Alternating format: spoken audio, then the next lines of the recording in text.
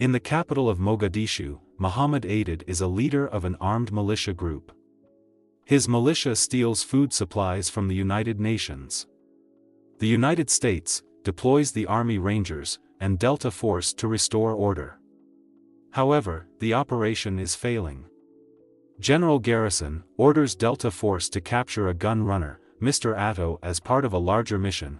In a Black Hawk helicopter, a Delta Force operator named Hoot shoots a wild pig so the troops can have a barbecue.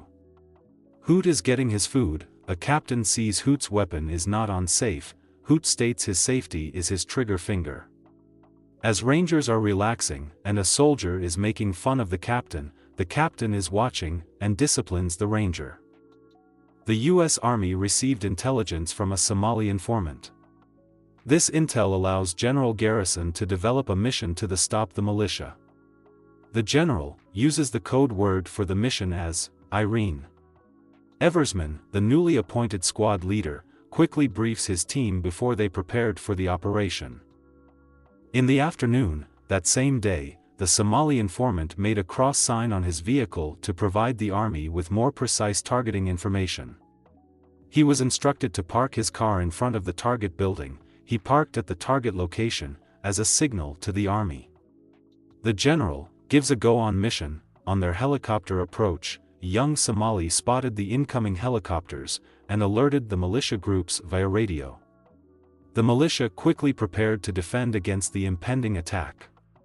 As the helicopters reached their target building, the Rangers began fast roping down. A rocket was fired, forcing the pilot to swerve sharply to avoid being hit. This caused one of the Rangers to lose his grip and fall from the rope. The militia opened fire, prompting a return volley from the Rangers. The team quickly retrieved the injured Ranger on a stretcher. As the convoy headed back to their base, a Ranger is shot and killed. As the army progressed on its mission, a Black Hawk helicopter was hit by a rocket and crash-landed. The general orders a Ranger team to secure the site. On their way to the crash site, the Rangers are ambushed. However, with helicopter air support, the militia threat was eliminated. The Rangers face a large number of militia combatants. At the helicopter crash site, the Rangers dashed to evacuate in the trucks. A helicopter was only capable of extracting one injured pilot. But the intense gunfire made it too dangerous for the helicopter to retrieve the dead pilots and other Rangers. Instead, the dangerous conditions forced them to assign the task of evacuating all personnel via the truck convoy. However, on their way to the crash site, the militia threatened to delay the evacuation by assault rifles and rockets to attack the convoy. Before the army could reach the crash site, the militia had killed many Rangers. As the convoy rushes in the streets, 2 Rangers have unknowingly been left behind. The Rangers decide to head to the helicopter crash site. Meanwhile, more Rangers are deployed to the helicopter crash site to aid in the movement of the wounded pilots and dead Rangers. The soldiers' mission has shifted to rescue. The general orders another helicopter to provide support, however it is also shot down by the militia. At the military base, the soldiers rearm and gear up to provide assistance at the crash site. The Ranger and his battle buddy get lost trying to find the way to the crash site. Luckily they encounter another Ranger. As this unfolds, 2 Delta Force snipers in the helicopter volunteer to provide ground support at the crash site, but the general is initially hesitant, fearing the loss of more helicopters and soldiers, before ultimately giving them the go-ahead. As the action unfolds, the convoy heading to the crash site is attacked.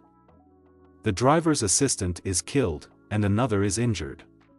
The Ranger commander radios the command for further instructions. However, due to the high injuries, he was ordered to return to base. He and his driver obey, and begin their withdrawal. Meanwhile, the 2 snipers reach the second crash site, where they are holding their ground. At helicopter crash site, the 2 snipers face a fierce firefight, as the militia relentlessly attack them. As their ammunition dwindles, one of the snipers is killed, leaving only a single sniper and the injured pilot. The pilot watches helplessly as the remaining sniper is overpowered and eliminated. just as the Somali militia forces move to take out the pilot. A military leader intervenes, demanding the pilot be taken prisoner instead. The convoy finally reaches the military base, with many injured. Despite numerous casualties, the Rangers press forward. As the convoy heads to the crash site, other Rangers rush to join the Humvees to fight. During the interrogation, the militia captors made it clear to the pilot that capturing General Aidid will not prevent them from eliminating the pilot. The Ranger squad leader and medic desperately try to save the wounded Ranger. Sadly, their efforts are unsuccessful. Meanwhile, the militia forces launch several night attacks. However, the Rangers took the fight head-on with a brilliant counterattack. As the Rangers fought to escape the intense firefight, General Garrison had already called for backup, which was racing to their position. At approximately 11 at night, the Rangers regrouped and departed to join the ongoing battle. The high number of injured Rangers mean they could not all fit in the armored vehicles, forcing many to run while using the armored vehicles for cover against enemy fire. The soldiers are able to escape on foot while exchanging fire.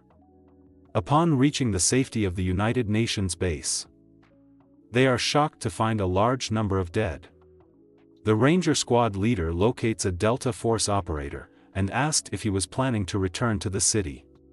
The operator confirms that is going to, as there is still a fight going on.